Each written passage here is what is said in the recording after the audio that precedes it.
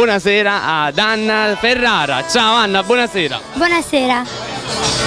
Tu sei una ballerina e quindi che prezzo proporrai ai giudici e al pubblico qui numeroso stasera? Stasera presenterò un mio pezzo hip hop, una coreografia scritta e fatta da me, e Eminem e Rihanna, The Monster. Wow, cioè così giovane già coreografa.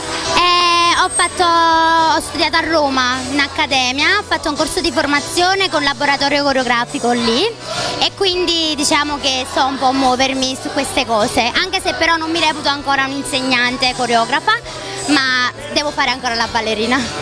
Quindi noi ti auguriamo il più grosso in bocca al lupo e che insomma ve lo meritate tutti, e lancia un saluto affettuoso così personale agli amici di Street News.